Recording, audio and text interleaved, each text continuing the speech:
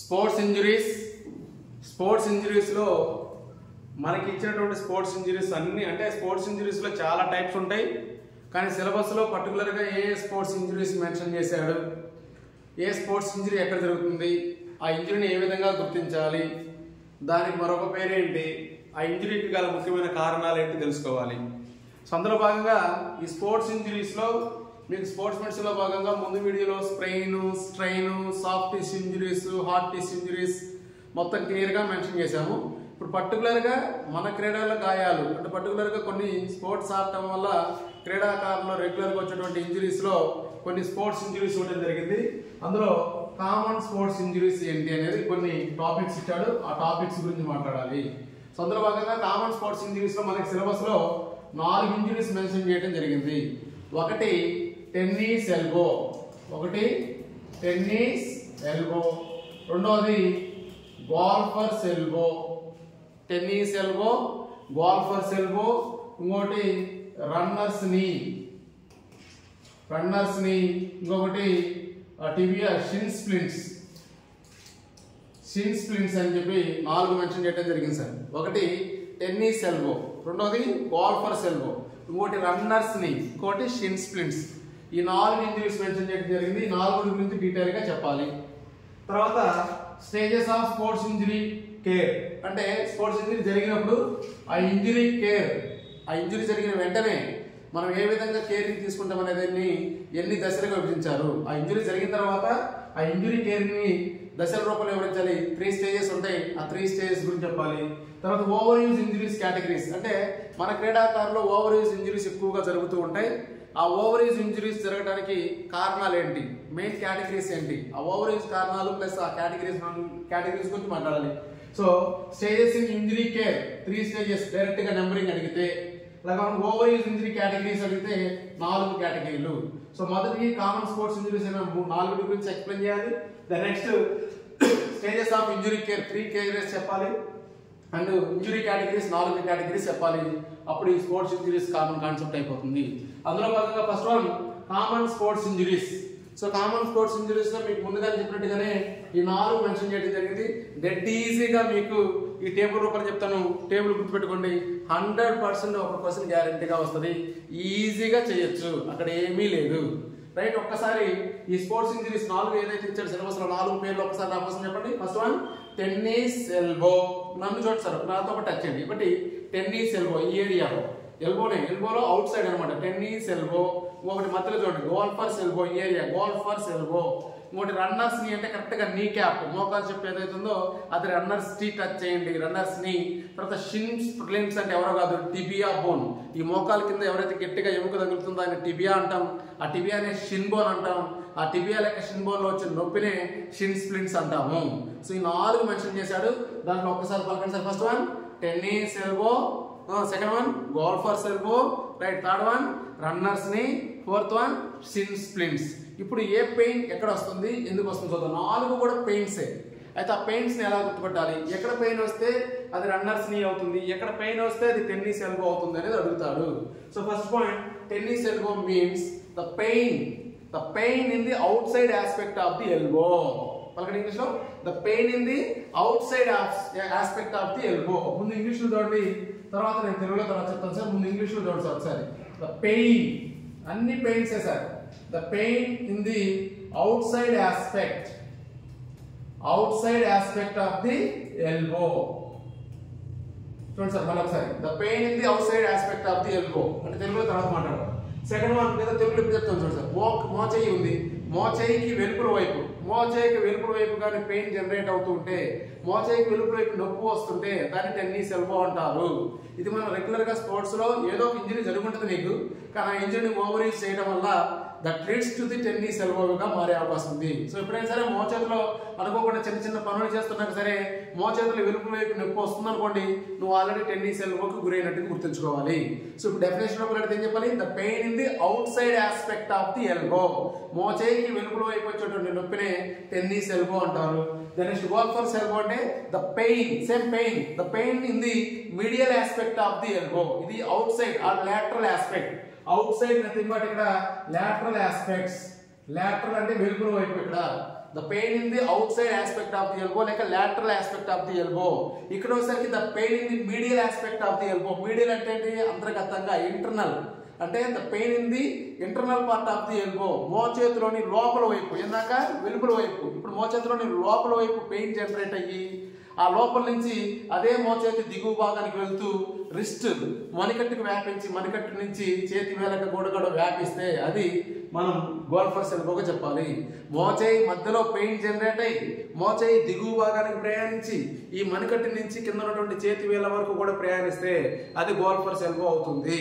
So the pain in the medial aspect of the elbow that radiated to the wrist and then to the fingers of the hand is called as golfer's elbow.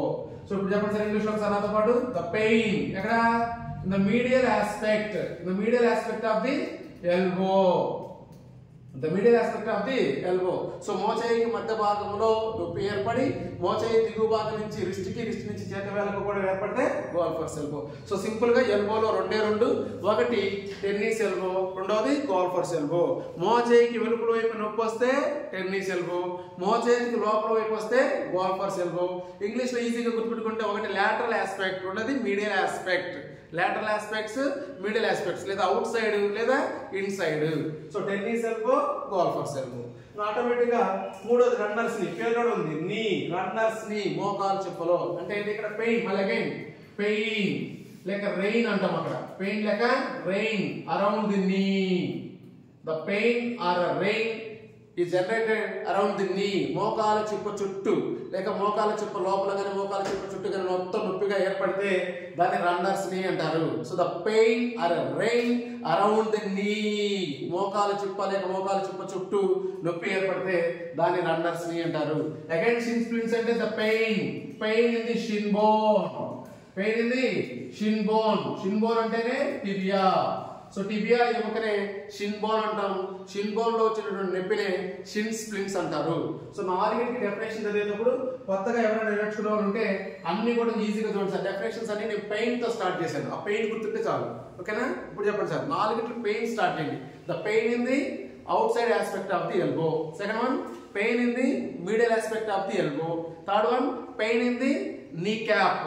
Pain in the kneecap, nothing but patella. ఆ patella లేక నీ cap లేక మోకాలు చెప్పులో నొప్పి ఏర్పడితే అది runners నీ అవుతుంది. షిన్ స్ప్లింట్స్ అంటే ఏంటి? The pain in the shin bone or tibia. Shin bone లో వచ్చే నొప్పిని షిన్ స్ప్లింట్స్ అంటారు. మరి దీనికి కారణం ఏమై ఉండొచ్చు? సెకండ్ పాయింట్ ఏంటంటే అడిగితే మరి టెన్నిస్ ఎల్బో రావడానికి కానీ గోల్ఫర్స్ ఎల్బో రావడానికి కానీ ముఖ్యంగా ఏ కారణాలు అయి ఉండొచ్చు? రీజన్స్ ముఖ్యంగా చూడండి సార్. టెన్నిస్ ఎల్బో ముఖ్యంగా ఏర్పడడానికి గల రీజన్స్ ఏంటంటే over use of the elbow. గుర్తుపెట్టుకోండి, ఓవర్ యూజ్. ఏదైనా సరే ఓవర్ యూజ్ వల్లే కలుగుతుంది. మనం ఏదైనా గాయం ఏర్పడినప్పుడు ఆ గాయం పూర్తిగా నయం కాకముందే క్రీడాకారులు అందరూ ఏంటంటే కొంచెం రిలీఫ్ ఇవ్వగానే మళ్ళీ వచ్చి ప్రాక్టీస్ లో పాల్గొని గేమ్స్ అండ్ స్పోర్ట్స్ లో పార్టిసిపేట్ చేస్తూ ఉంటారు. కాంపిటీషన్స్ లో ఎక్కువ గ్యాప్ తీసుకోరు. దీనివల్ల ఏంటంటే గాయం పూర్తిగా నయం అవ్వకపోవడం వల్ల అది మళ్ళీ గాయం ఏర్పడటం అవకాశం ఉంటుంది. లేదా ఆ నొప్పిని అలానే మనం కంట్రోల్ చేసుకుంటూ ఆడుతూ ఉంటే ఏమవుతుంది? ఓవర్ యూజ్ గా మారుతుంది. అలానే మనం మాట్లాడుకున్నాం క్రానిక్ ఇంజరీలో. ఈ స్మాల్ ఇంజరీస్ అన్ని కలిపి మనం సిరీస్ గా తగ్గించుకోవడానికి వాడుతూ ఉంటే ఏముంది? క్రానిక్ ఇంజరీగా మారింది. క్రానిక్ ఇంజరీ అనేది but over use injury. So ఎల్బోలో జరిగిన ఇంజరీని నువ్వు నెగ్లెక్ట్ చేసి నువ్వు అలానే వదిలేసి నువ్వు గేమ్ ఆడుకుంటూ పోతే కొంతకాలం తర్వాత అదేమవుతుంది? ఓవర్ యూజ్ ఇంజరీగా మారింది. సో అందుకనే ఈ టెన్నిస్ ఎల్బో రావడానికి కూడా కారణం ఏంటంటే ఓవర్ యూజ్ ఆఫ్ ఎల్బో. మీరు యొక్క ఎల్బోని ఓవర్ యూజ్ చేయడం కానీ over use of the lower arm. Over use of the lower arm అంటే మోచేతిని మరియు ఈ కింద దిగువన ఉన్నటువంటి చేతిని లోయర్ ఆర్మ్. ఈ లోయర్ ఆర్మ్ ని ఓవర్ యూజ్ చేయడం వల్ల మనకి టెన్నిస్ ఎల్బో అనేటువంటి ఇంజరీ కలిగడానికి అవకాశం ఉంది. సో రీజన్ అడిగితే over use of the elbow and over use of the lower arm అని చెప్పాలి. అదేవిధంగా గోల్ఫర్స్ ఎల్బో రావడానికి గల కారణం ఏంటి? Again over use of the tendons and over use of the muscles in the elbow. ఇదే ఎల్బోలోనే direct గా ఎల్బోని మరియు లోయర్ ఆర్మ్ ఓవర్ యూజ్ చేస్తేనే వచ్చేదేమో టెన్నిస్ ఎల్బో. గోల్ఫర్స్ ఎల్బో ఎందువల్ల వస్తుంది? Over use. Again over use. ఎవరిని? Over use of the tendons and over use of the muscles in the elbow. ఇదే ఎల్బోలో ఏవైతే టెండాన్స్ ఉన్నాయో, ఇదే ఎల్బోలో ఏవైతే మజిల్స్ ఉన్నాయో ఆ మజిల్స్ ను ఓవర్ యూజ్ చేయడం వల్ల కలిగేది ఏంటంటే గోల్ఫర్స్ ఎల్బో. సో ఇక్కడ కూడా గుర్తుపెట్టుకోండి, ఓవర్ యూజ్. అన్నిటికీ ఓవర్ యూజ్. సెకండ్ పాయింట్ అంతా ఓవర్ యూజ్ మీదే. So over use of the tendons and over use of the muscles, particularly in elbow. So ఎల్బోలో ఉన్నటువంటి టెండాన్స్ కానీ ఎల్బోలో ఉన్నటువంటి మజిల్స్ కానీ అధికంగా వినియోగించడం ద్వారా కలిగేటువంటి ఇంజరీని మనం గోల్ఫర్స్ ఎల్బో అంటాము, రైట్. దెన్ నెక్స్ట్ వచ్చేసరికి రన్నర్స్ నీకు మెయిన్ కారణం ఏంటంటే very important sir, the damage of the cartilage in the knee cap. Very important sir, the damage of cartilage, the damage of cartilage in kneecap, మోకాల చిప్పలో ఉన్నటువంటి మృదులాస్థి అరిగిపోవడం వల్ల కలిగేటువంటి స్థితినే runners knee అంటారు. నీ మోకాల చిప్పులో ఉన్నటువంటి మృదులాస్థి అరిగిపోవడం వల్ల నీ మోకాల్లో వచ్చేటువంటి నొప్పినే రన్నర్స్ నీ అంటారు. సో అందుకనే రన్నర్స్ నీకు కారణం ఏంటని అడిగితే చెప్పాలి sir, the damage of the cartilage in the runners నీ. దెన్ నెక్స్ట్ వచ్చేసరికి షిన్ స్ప్లింట్స్. Then next వచ్చేసరికి again overuse of the shin bone. నీ కింద ఉన్నటువంటి టిబియాను అధికంగా నువ్వు వినియోగించుకోవటం వల్ల ఇంజరీ జరిగినా కూడా దాన్ని తగ్గకుండా నేను గేమ్స్ అండ్ స్పోర్ట్స్ లో పార్టిసిపేట్ చేయడం వల్ల నీకు షిన్ స్ప్లింట్స్ జరిగేటువంటి అవకాశం ఉంటుంది. సో ఇది సెకండ్ కాన్సెప్ట్ వచ్చేసరికి ఏ రీజన్స్ వల్ల మనకి ఈ స్పోర్ట్స్ ఇంజరీస్ ఏర్పడతాయో చెప్పుకున్నాము, రైట్. ఒక్కసారి మీరు చెప్పండి సార్, రీజన్స్ చెప్పండి. First one, tennis elbow reason ఏంటి? Over use of the elbow and over use of the lower arm. Next golfer's ఎల్బోకి over use of the tendons and over use of the muscles which are present in the elbow.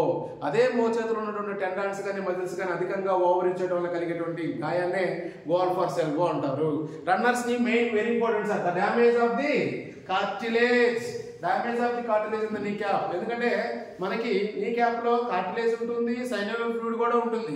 Synovial fluid అరిగిపోయినప్పుడు వచ్చేదేమో rheumatoid. Synovial fluid పూర్తిగా అరిగిపోతే వచ్చే condition ఏమో rheumatoid. కానీ only cartilage damage అయినప్పుడు కలిగేటువంటి స్థితిని మనం రన్నర్స్ నీ కింద తీసుకోవాలి. The next over use of the shin bone cause the Shin splints. The next ఈ విధంగా మనకి ఇంజరీ జరిగింది అని తెలియాలి అంటే కొన్ని సిమ్టమ్స్ తెలుస్తుంటాయి అన్నమాట. అంటే మనం పనులు చేస్తున్నప్పుడు కొన్ని లక్షణాలు బయటకు వస్తూ ఉంటాయి. ఏ లక్షణాల ద్వారా మనం దాన్ని టెన్నిస్ ఎల్బోగా మరియు గోల్ఫర్స్ ఎల్బోగా ఏ విధంగా గుర్తించాలి అనే దానికి కొన్ని లక్షణాలు చెప్తాను చూడండి సార్. ఈ టెన్నిస్ ఎల్బో ఫస్ట్ వన్ ఏదైతే ఉందో అది మనకి ఎప్పుడు వస్తుందంటే అంటే ఈజీగా గుర్తించచ్చు అంటే shaking hands or lifting the suitcase or turning the doors మొదలైన సందర్భాల్లో మనకి పెయిన్ జనరేట్ అవుతుంటుంది. ఆ పెయిన్ మనం ఈజీగా ఐడెంటిఫై చేయొచ్చు. That one is tennis elbow. అంటే మీరు ఎప్పుడైతే సరే అది టెన్నిస్ ఎల్బోగా మారింది అని మనకి ఎప్పుడు అనిపిస్తుంటుంది అంటే లిఫ్టింగ్ ది సూట్ కేస్, ఏదైనా వెళ్తున్నప్పుడు సూట్ కేస్ పట్టుకోగానే నొప్పి వచ్చేసింది, ఇది అవుట్ సైడ్. లేదా అలాగే షేకింగ్ హ్యాండ్, జస్ట్ చేయి పైకి ఎత్తిలా ఇలా షేక్ హ్యాండ్స్ చేస్తున్నా కూడా నొప్పి వస్తూ ఉంటుంది. లేదా డోర్ వేస్తున్నా కూడా పెయిన్ వస్తూ ఉంటుంది. అటువంటి సిచ్యువేషన్ లో మనం అర్థం చేసుకోవాలి అది టెన్నిస్ ఎల్బోకి లీడ్ అయిందని. ఆ సిమ్టమ్స్ ద్వారా ఆ యాక్టివిటీస్ ద్వారా మనం అది టెన్నిస్ ఎల్బోని ఈజీగా గుర్తించవచ్చు. సో డైరెక్ట్ గా అడుగుతారు సార్ ఏమని, షేకింగ్ హ్యాండ్స్ చేస్తున్నప్పుడు కానీ లిఫ్టింగ్ ఏ షూట్ కేస్ కానీ టర్నింగ్ ది డోర్స్ ఈ విధంగా చేస్తున్నప్పుడు పెయిన్ జనరేట్ అయినట్టుగా అనిపిస్తే అది ఏ ఇంజరీ కింద తీసుకోవచ్చు అంటే టెన్నిస్ ఎల్బోని గుర్తించవచ్చు అని చెప్పవచ్చు. అలాగే గోల్ఫర్స్ ఎల్బోకి పర్టికులర్ గా యాక్టివిటీస్ ఏమి లేదు సిమ్టమ్స్ గుర్తించడానికి, దాన్ని వదిలేసేయండి. గణేష్ సరికి రన్నర్స్ ని మరి నీ క్యాప్ లో పెయిన్ రావాలి కదా, ఎప్పుడు వైల్ వాకింగ్, నీ క్యాప్ లో పెయిన్ రావాలి while walking, while running, while climbing the steps మెట్లు ఎక్కుతున్నప్పుడు కానీ నడుస్తున్నప్పుడు కానీ పరిగెడుతున్నప్పుడు కానీ అండ్ వైల్ సిట్టింగ్ కూర్చుంటున్నప్పుడు కానీ మోకాల్లో నొప్పులు వస్తే అప్పుడు మనం దాన్ని రన్నర్స్ నీగా గుర్తించడానికి అవకాశం ఉంటుంది. అప్పుడు చెక్ చేయించుకోవాలి. చెప్పండి, walking, running, climbing the steps and sitting మొదలైన సందర్భాల్లో పెయిన్స్ జనరేట్ అవుతుంది నీలో, అప్పుడు దాన్ని మనం రన్నర్స్ నీగా గుర్తించవచ్చు. నెక్స్ట్ షిన్ స్ప్లింట్స్ లో వచ్చేసరికి ఒక పాయింట్ మెన్షన్ చేశారు సార్. ఏమవుతుందంటే షిన్ స్ప్లింట్స్ జరిగినప్పుడు the muscle next to the tibia is tender and నాబీ. The muscle next to the tibia is tender and knobby.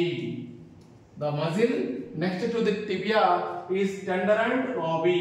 For example, ఇది లోయర్ లో ఉన్నటువంటి టిబియా బోన్ అనుకుందాం, రైట్. ఈ విధంగా సన్నగా ఉండే ఎవరు ఫిబులా, ఇది టిబియా, ఇది ఫిబులా. ఈ విధంగా లోయర్ దగ్గర రెండు బోన్స్ ఉంటాయి. మనందరూ తెలుసు టిబియా వెనకనే ఉన్నటువంటి మజిల్ ఎవరు, టిబియాలిస్ పోస్టీరియర్.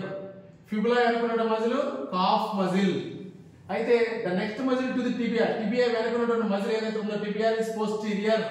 ఈ టిబియాలిస్ పోస్టీరియర్ మజిల్ మొత్తం కూడా బలహీనంగా లేతగా మారిపోతుంది. ఏ కండిషన్ లో షిన్ స్ప్లింట్స్ వచ్చినప్పుడు ఆ కండరం అంతా బలహీనంగా మారుతుంది. సో అదే చెప్పాడు sir, the next muscle to the tibia is tender and నాబీ, బలహీనంగా మారిపోతుంది. సో ఈ సిమ్టమ్స్ ద్వారా మనం పర్టికులర్ గా స్పోర్ట్స్ ఇంజరీని మనం ఈజీగా గుర్తించవచ్చు. And next very important, regular గా అడుగుతున్న క్వశ్చన్ ఏంటంటే ఈ స్పోర్ట్స్ ఇంజరీస్ కి మరొక పేరేంటి?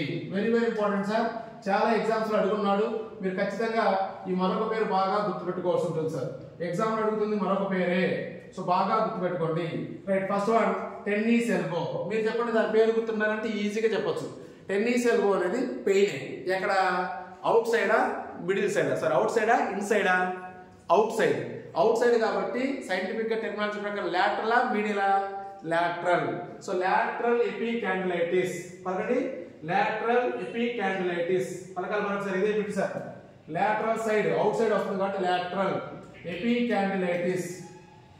ఎపికాండిలైటిస్ పలకాలి, ఎపికాండిలైటిస్. హ్యూమరస్ యొక్క దిగువ భాగాన్ని ఏమంటాం? ఎపికాండైల్ అంటాం. హ్యూమరస్ బోన్ ఏదైతే ఉందో ఈ హ్యూమరస్ యొక్క దిగువ భాగాన్ని మనం ఎపికాండైల్ అంటాము.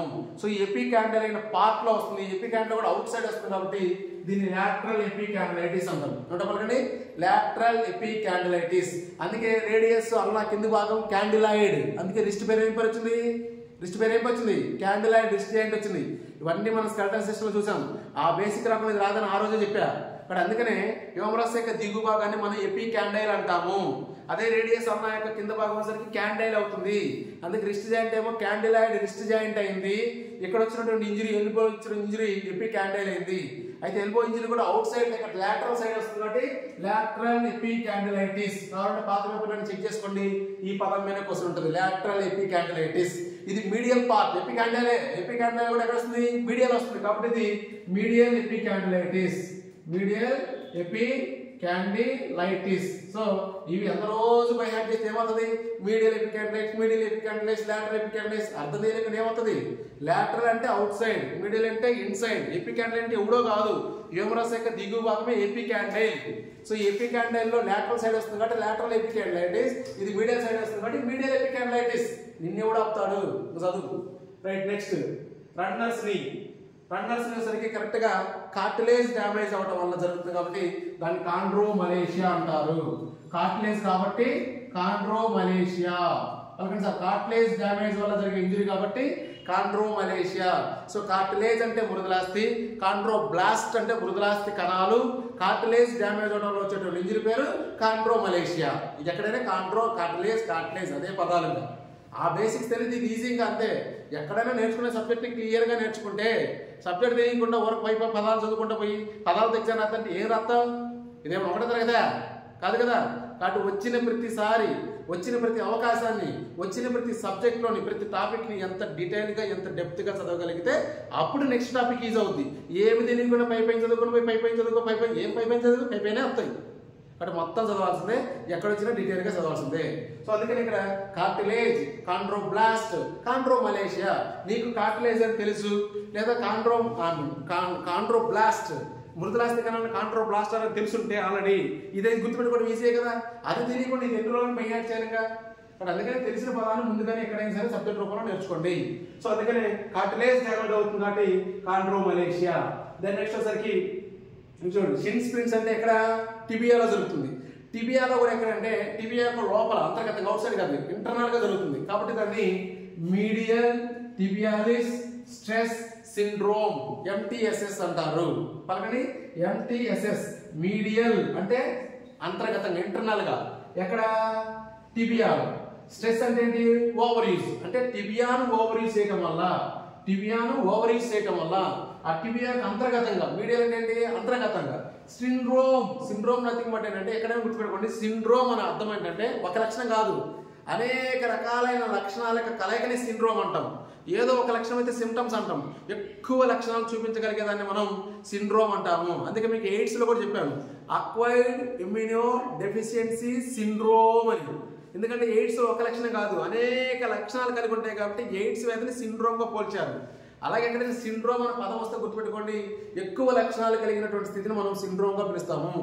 అంటే ఈ విధంగా టిబియాను ఓవర్ యూజ్ చేయడం వల్ల, స్ట్రెస్ చేయడం వల్ల టిబియా మధ్య భాగంలో అనేక లక్షణాలు కలిగిన పెయిన్స్ వస్తే దాన్ని మీడియల్ టిబియాలిస్ స్ట్రెస్ సిండ్రోమ్ గా పిలుస్తారు. సో ఇవి 4 ఇంజరీస్. ఆ 4 ఇంజరీస్ ఉన్నటువంటి మరొక పేర్లు. రైట్, ఒకసారి అవుట్ లైన్ ఒకసారి చెక్ చేద్దాం. Ready sir? చెక్ చేయాలంటే మీకు చూపించుకోండి, మీకు చూపించుకొని అడిగితేనే నువ్వు లైన్ లేకపోతావు, లేకపోతే రావు. రెడీ, ఇప్పుడు చెప్పు 4 ఇంజరీస్ పేరు చెప్పు. ఫస్ట్ వన్ పలుకో, టెన్నిస్ ఎల్బో. రెండోది గోల్ఫర్స్ ఎల్బో. నీలో రన్నర్స్ నీ. షిన్ బోన్ లో షిన్ స్ప్లింట్స్. పేరు కరెక్ట్ గా పలుకు. పలికేటప్పుడు పలికిచ్చినప్పుడు నువ్వు కరెక్ట్ గా పలికితే చదివేటప్పుడు ఈజీ అయ్యి వస్తుంది. నువ్వు ఇప్పుడే నాకు రాదులే, ఇప్పుడే ఆయన అరుచుకుంటాలే, ఆయన అరిస్తే అరిసేలే, మనం చదువుదాం తర్వాత వేసుకుందాం, బై హ్యాటింగ్ తర్వాత వేసుకుందాం బట్టి అంటే ఏమి రాదు. నేను పలికించేటప్పుడు కరెక్ట్గా పలికితే నువ్వు సైన్స్ వాడు కాకపోయినా నీకు ఈజీ అవుద్ది, ఆ తర్వాత ఇబ్బంది లేకుండా పోతుంది. రైట్, ఇప్పుడు చెప్పు టెన్నిస్ ఎల్బో ఎక్కడ వచ్చింది? Outside aspects of the elbow. Next golfer's elbow medial aspects of the elbow. ఇది అవుట్ సైడ్ బయట సైడ్, ఇది లోపల వైపు. అవుట్ సైడ్ ఆస్పెక్ట్ కాబట్టి ఇది లాటరల్ ఎపికాండిలైటిస్. ఇది ఇన్సైడ్ కాబట్టి మీడియల్ ఎపికాండిలైటిస్ అంటాము. ఇంకో తేడా చెప్పండి, ఇది పెయిన్, ఇది పెయిన్. ఓకే, ఇది మెయిన్ రీజన్ ఏంటి? Over use. ఇది ఓవర్ యూజ్. ఇదైతే ఇక్కడ ఎవరు ఓవర్ యూజ్ చేయాలి? ఎల్బోని కానీ లోయర్ ఆర్మ్ కానీ ఎక్కువగా ఓవర్ యూజ్ చేయడం వల్ల కలిగే స్థితి టెన్నిస్ ఎల్బో అవుతుంది. మరి గోల్ఫర్స్ యూజ్ కి ఓవర్ యూజ్ చేయాలి ఎవరిని? Tendons and muscles of the elbow. ఇక్కడ ఈ టెండాన్స్ ని మజిల్స్ ఓవర్ యూజ్ చేయడం వల్ల కలిగే స్థితి గోల్ఫర్స్ ఎల్బో అవుతుంది. ఈ గోల్ఫర్స్ ఎల్బో అనేది మీడియాలో స్టార్ట్ అయ్యి లోయర్ ఆర్మ్ కు పాకి అక్కడి నుంచి రిస్ట్ నుంచి చేతి వేలకు కూడా విస్తరించినట్టుగా ఉంటుంది. అలాగే రన్నర్స్ నీ గురించి చెప్తాం. రన్నర్స్ ని పెయిన్ దేనివల్ల? Damage of the cartilage, synovial fluid. Cartilage damage అయితే వచ్చేది రన్నర్స్ ని అవుతుంది. అలా కాకుండా సైనోవియల్ ఫ్లూయిడ్ కానీ డ్యామేజ్ అయితే అక్కడ మనకి సివియర్ ఆర్థరైటిస్ వస్తుంది. దాన్ని రొమటాయిడ్ ఆర్థరైటిస్ అంటారు. అది మనం జాయింట్స్ లో చెప్పుకున్నాం. అలాగే షిన్ స్ప్లింట్స్ టిబియా బోన్ లో రావాలి, ఓవర్ యూజ్ చేయడం వల్ల రావాలి. అయితే దాని నెక్స్ట్ దానికి ఉన్నటువంటి మజిల్ అంతా కూడా బలహీనంగా మరియు లేతగా మారిపోతుంది. అందుకే మరొక పేర్లు చెప్పండి సార్. ఒకటి లాటరల్ ఎపికాండిలైటిస్, రెండోది మీడియల్ ఎపికాండిలైటిస్, మూడోసరికి కార్టిలేజ్ లో డ్యామేజ్ వస్తుంది కాబట్టి కాండ్రోమలేషియా, నాలుగోది టిబియా బోన్ కాబట్టి medial tibialis stress syndrome MTSS. సో ఇది 4 రకాల స్పోర్ట్స్ ఇంజరీస్ గురించి ముందుగా చెప్పుకున్నట్టుగానే స్టేజెస్ ఆఫ్ ఇంజరీ కేర్.